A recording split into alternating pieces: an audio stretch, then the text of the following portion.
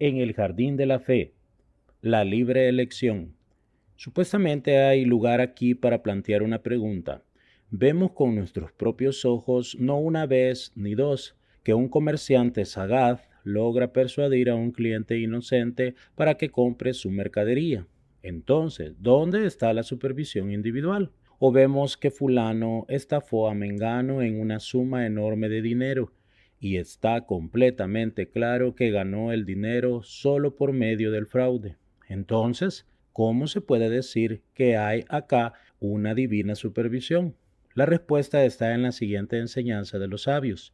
En el camino que el hombre quiere andar, por ese lo conducen desde lo alto, lo que significa que es obligatorio que la supervisión divina sea ocultada para que la libre elección quede en las manos del hombre. Por eso cuando el hombre elige vivir con fe y simplicidad, le llegará su sustento sin ningún esfuerzo y convencimientos, servilismo y lisonjas, y por supuesto sin mentiras y engaños. En otras palabras, él recibirá su sustento sin ningún pesar. Pero si él elige conducirse con mi propia fuerza y el poder de mi mano, atribuye su éxito a sus esfuerzos, talento, etc. Entonces, desde el cielo le dejan lugar para errar, que crea que él mismo logró vender su mercadería solo gracias a su facilidad de palabra, y por supuesto acompañado todo con mucha atención y pesar.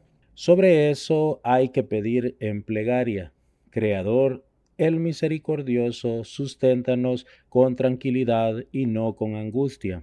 En verdad, recibe solo lo que le fue fijado y por supuesto lo recibirá de una manera en el tiempo y momento en que el Creador lo hubiera determinado. Y como está escrito en Salmo 145:15, los ojos de todos te esperan y tú les das su sustento a su debido tiempo. Incluso en el caso que el comerciante eligiera ganar su dinero engañosamente, el Creador le dejará prosperar. Según la enseñanza antedicha de los sabios y en vista de la regla espiritual que se causa un castigo mediante un deudor, y siendo él un estafador, es elegido para ser la vara que castigue a alguien a quien se le decretó ser engañado, y luego él mismo será castigado por eso. En verdad, si él hubiera andado por el camino recto, ciertamente llegaría toda esa suma a sus manos, ni una moneda menos y en forma totalmente honesta. Precipitar el curso de los acontecimientos. Los resultados de precipitar el momento de las cosas son varios. Por ejemplo, como se ha mencionado anteriormente,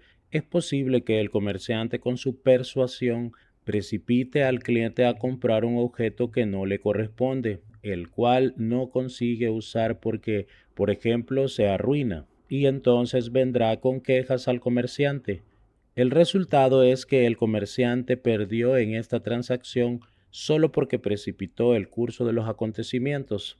Agregado a esto, él afligió a su prójimo, arruinó su prestigio y, como se entiende, el deterioro de la fe le trajo estas pérdidas. Es también posible que el objeto, sí, le perteneciera a ese cliente, solo que debería llegar a sus manos más tarde. El comerciante que precipitó el momento recibió el dinero demasiado temprano y lo utilizó. El resultado es que gastó el dinero que debería llegar en otra ocasión, cuando verdaderamente le fuera necesario. Hay un sinfín de casos más. A veces el hombre precipita tanto el curso de los acontecimientos que puede llegar a robar una enorme suma de dinero, pero en efecto, ese fue todo el dinero que le fue ordenado a él y a sus descendientes para toda la vida, y ahora lo está gastando todo sin dejarse nada. Con esto se decreta a sí mismo y a su familia la sentencia de muerte. Existen más combinaciones que el ser humano ni puede imaginar.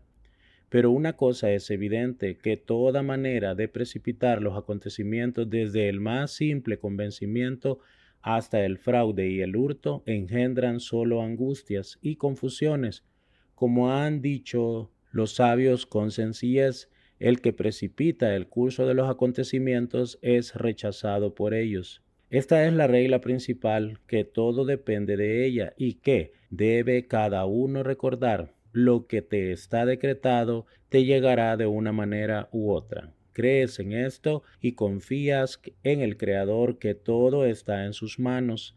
Le dejas decidir cómo te mantendrás y así estarás tranquilo, apacible y alegre. Entonces no engañarás, ni robarás, o no crees en esto, y corres, te esfuerzas, trabajas duro, precipitas el tiempo y toda tu vida es un infierno. Y entonces probablemente te toparás con innumerables obstáculos como robar y engañar. Las apuestas. Las apuestas son una terrible calamidad, y el que es atraído por ellas se adicta aún más que el que se adicta a las drogas. Generalmente causan el colapso del hombre y lo llevan a un estado deplorable.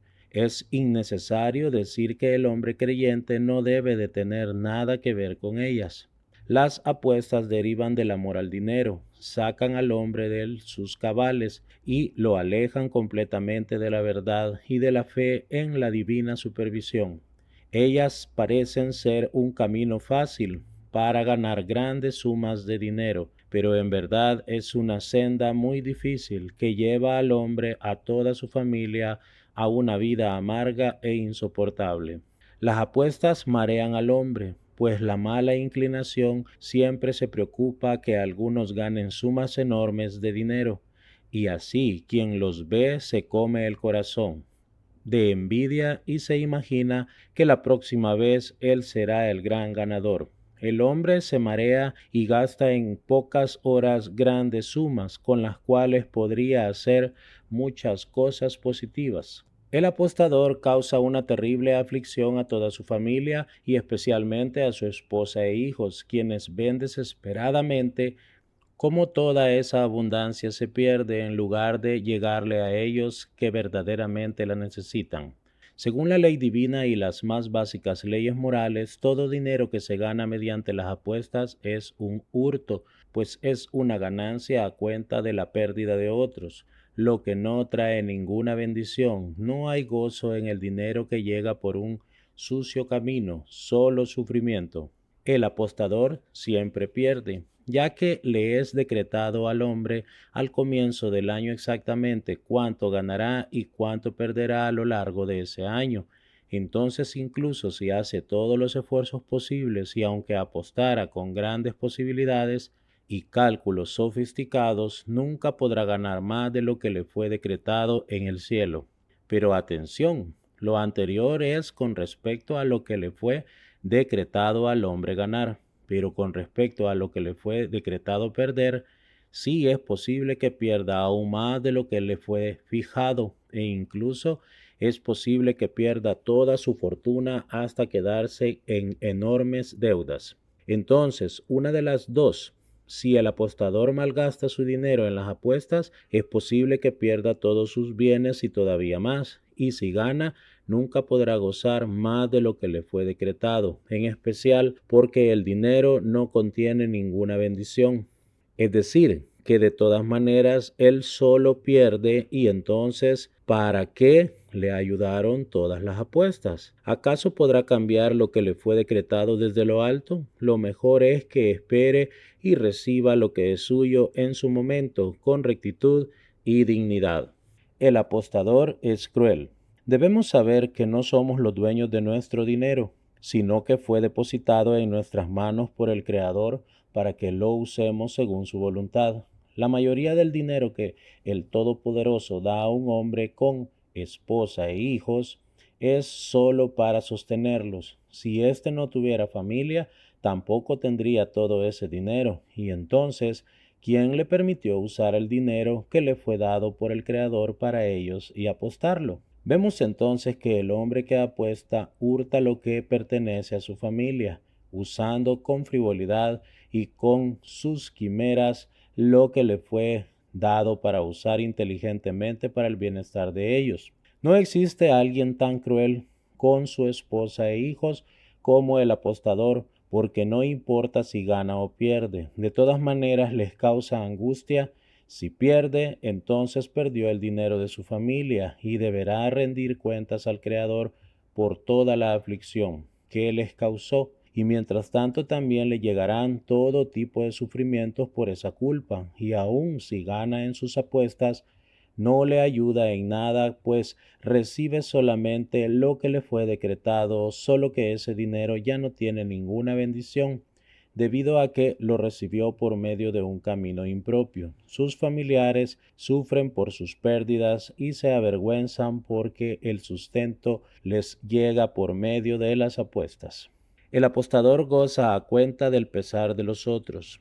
Es un hecho, las apuestas son terriblemente inmorales. En la mayoría de los casos, la ganancia de las apuestas es a cuenta de otro. Y a decir verdad, no solo su prójimo sufre porque, como se ha dicho anteriormente, el apostador pierde el dinero de su familia y a veces pierde también el dinero de otra gente de la que tomó prestado o a la que robó. ¿Cómo le sería posible a un hombre moralmente sano gozar de este tipo de dinero ensuciado con la sangre de los demás? Con mayor razón, los dueños de las distintas casas de apuestas son realmente asesinos del espíritu.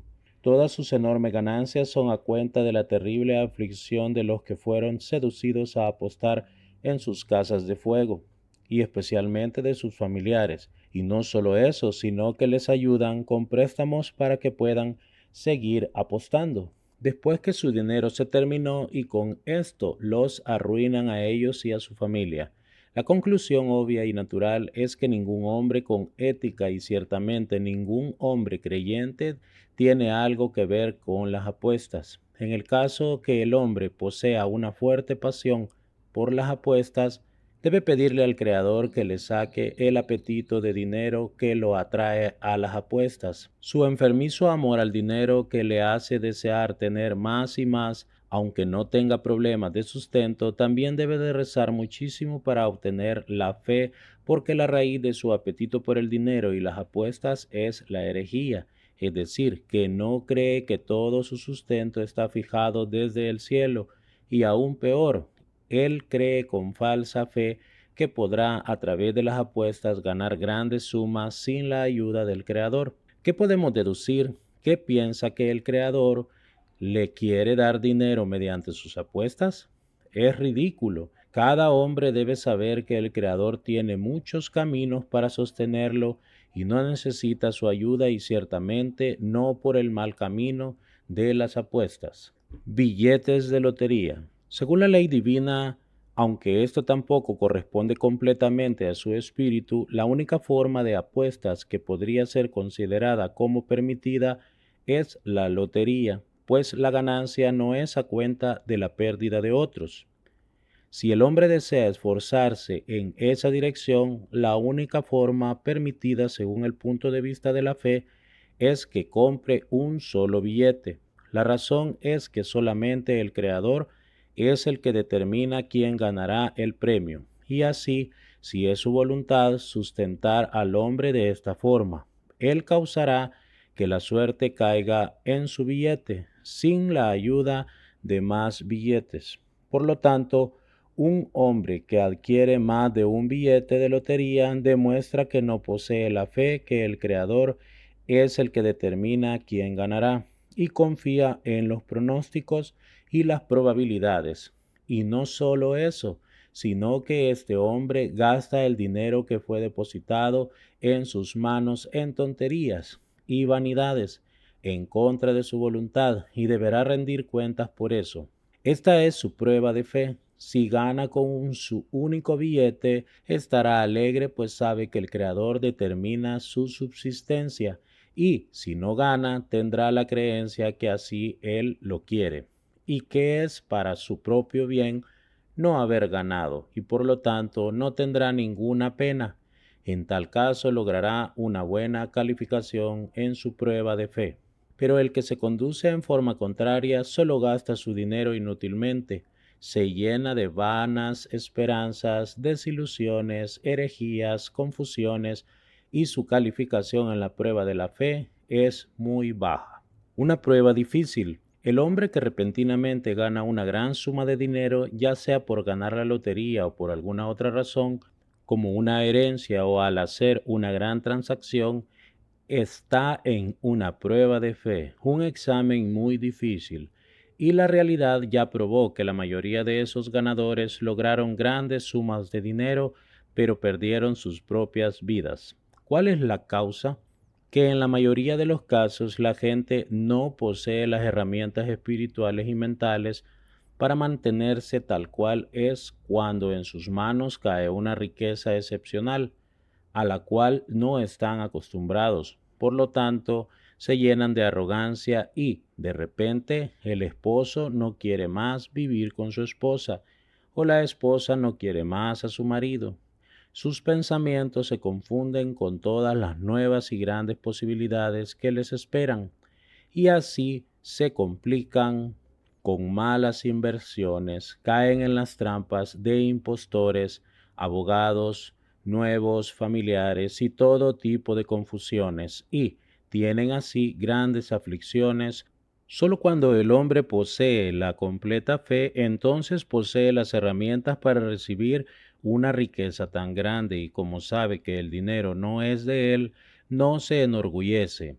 Ese hombre sabe bien que el dinero le fue depositado por el Creador para que lo use adecuadamente según su voluntad, que sólo Él es el que enriquece y empobrece, y que así como lo enriqueció, con la misma rapidez puede sacarle toda su fortuna. Si no se comporta como es debido, por lo tanto, ese hombre no se conduce con imprudencia y con apuro, sino que piensa y calcula juiciosamente cómo invertir el dinero que le llegó, y confía en el Creador para que lo guíe en todo lo que hace. Él da un diezmo de su dinero para caridad e invierte en negocios mientras consulta con el Creador y le reza para que lo dirija en cada paso. También invierte solo una parte de la suma y no corre tras las riquezas. También invierte en establecimientos de estudios de la ley divina y beneficencia, que son inversiones eternas. Este hombre logrará una excelente calificación en el examen de la fe y no se dañará por la repentina ganancia que le llegó, ni material ni espiritualmente. Al contrario, el que no tiene fe piensa que el dinero es suyo y que lo puede usar como desea, sin dar cuentas a nadie. Él empieza a confundirse sobre cómo y dónde invertirá el dinero de tal forma que no lo pueda perder. Se enorgullece, siente que su esposa ya no es para él. Después de todo, él es rico, pierde a sus amigos, empieza a temer de todos los que lo rodean, sospechando que quieren explotarlo para gozar de sus ganancias. Está lleno de miedos, inquietudes y todo tipo de sufrimientos y confusiones. En muchos de los casos llega a perder todo su dinero y todavía se queda con grandes deudas que, si no fuera por esa ganancia, nunca llegaría a semejantes situaciones. Este hombre ha fracasado en el examen de la fe y su vida se destruye precisamente por medio de esa gran ganancia que esperó le resuelva todos sus problemas. Nota al pie de página: quien desea cumplir de la mejor manera el precepto de y amarás al Señor con todos tus recursos, es conveniente que entregue la quinta parte de sus ganancias, es decir, el 20%. Felicidad o riqueza. El hombre creyente sabe que su buena vida no depende de cuánto dinero posee, sino de cuánto logra cumplir la voluntad del Creador y esencialmente de cuánta fe tiene. Él sabe que la única solución a sus problemas es el arrepentimiento, la plegaria y la caridad. Y por supuesto mucho trabajo para adquirir la fe.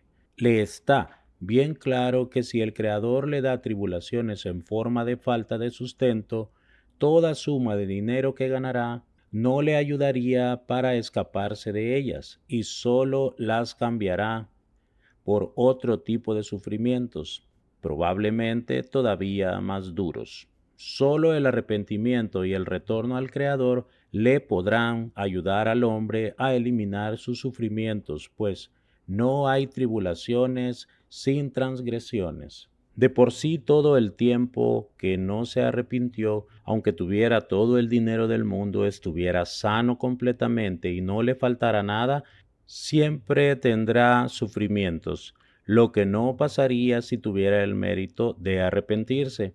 Entonces su vida sería placentera y feliz, aunque no tuviera ni siquiera una moneda usada en el bolsillo. Como se cuenta del gran maestro de Kiblich, que siempre tenía una extraordinaria alegría aunque vivía en una gran pobreza. Una vez le dijo su amigo, que era un hombre de fortuna, que lo envidiaba mucho, pues aunque siempre les compraba a su esposa e hijos todo lo que deseaban y trataba de satisfacerlos todo el tiempo, siempre había peleas en su casa y nunca estaban satisfechos. Pero a pesar de su pobreza, en el hogar del maestro estaban todos siempre contentos y felices. Por lo tanto, debemos estar contentos con lo nuestro y no aspirar a enriquecernos, pues el que aumenta sus bienes aumenta sus preocupaciones y ciertamente no aumenta la felicidad, la salud o toda otra cosa buena, como los sabios ya lo han definido. ¿Quién es el rico? El que está contento con lo suyo. Esta es la pura verdad, y si en verdad le falta algo al hombre, debe simplemente pedirle al Creador con misericordia y con súplicas y logrará lo que desea. Paz en el hogar. El examen principal. El examen principal de la fe del hombre es en su propia casa, con su pareja e hijos. Hay veces que el hombre sufre desprecios de parte de sus familiares, a veces no le obedecen, a veces algún familiar tiene problemas de salud o de educación, a veces hay dificultades de sustento. La única forma de sobreponerse a los problemas es por medio de la fe. Es debido saber que la relación matrimonial, con todas las dificultades que la acompañan, obliga al hombre a vivir con mucha más fe que en las relaciones de fuera del hogar y sus dificultades, pues el matrimonio es una relación obligatoria y no existe ninguna manera de desligarse de ella. Por eso la esencia de la rectificación del hombre empieza solo cuando contrae matrimonio, pues durante todo el tiempo que el hombre no está casado se puede arreglar sin que necesite verdaderamente trabajar profundamente sobre su fe.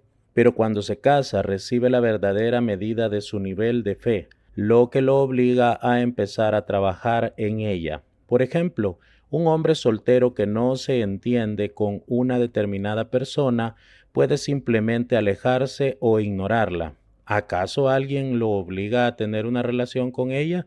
De por sí, él no tiene ningún trabajo sobre su fe y ninguna medida para saber su grado de fe.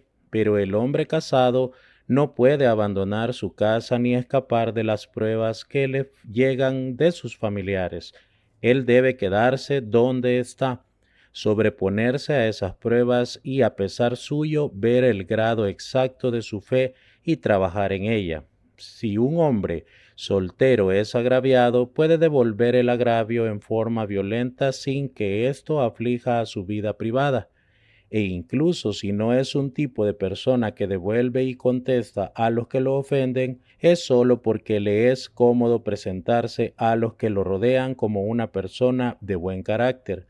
Pero la persona casada cuya pareja la desdeña o uno de sus hijos no le obedece, responde exactamente según los rasgos de su carácter. Si es una persona irascible, no puede esconder su ira, y por supuesto que cada reacción en su casa que no responde a su deseo recibe su enojo. Entonces este hombre entiende que sin un verdadero trabajo sobre su fe nunca tendrá paz en su hogar. El soltero no necesita estar en la constante situación de dar al otro, de entenderlo, de escucharlo, mientras que el casado siempre debe dar, influir, escuchar y entender, y para hacer todo esto debe tener su espíritu calmo y entero, lo cual es imposible sin la fe. El soltero puede presentarse como un ser alegre y sociable, pero cuando está casado se revela su verdadera alegría cuando